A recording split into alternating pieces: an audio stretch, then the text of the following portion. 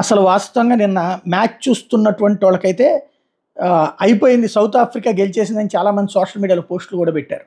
ఎందుకంటే కీలకమైనటువంటి సందర్భంలో మనకి ఒక రకంగా T20 ఫైనల్ మ్యాచ్ చూస్తున్నటువంటి సందర్భంలో 15.2 ఓవర్లకి 4 వికెట్లు మాత్రమే కోల్పోయి 150 పరుగులు చేసింది. సౌత్ ఆఫ్రికాలో ఆల్రౌండర్లు రబడా లాంటి వాళ్ళు చివరిలో ఉన్నటువంటి సందర్భం.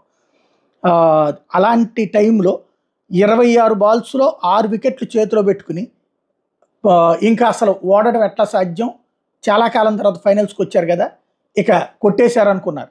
తీరా చూస్తే చివరికి 6 వికెట్లు 27 పరుగులు మాత్రమే చేయాల్సినటువంటి దశలో ఓటమి పాలవ్వడం అన్నటువంటిది వాస్తవంగా మనది నర్వస్ 90s అంటుంటారు మన వాళ్ళని. అట్లాంటిది చిట్ట చివరిలో అద్భుతమైనటువంటి ఫామ్తో కొనసాగించారు.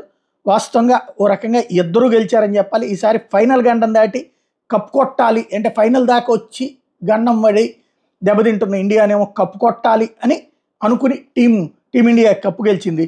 రెండో వైపు కప్పు గెలవలేదనే బాధ ఉంటుంది, కానీ సెమీఫైనల్ గండం దాటాలి అన్నటువంటి ఫీల్తో ఉన్నటువంటి సౌత్ ఆఫ్రికా సెమీఫైనల్ దాటి ఫైనల్ దాకా వచ్చింది.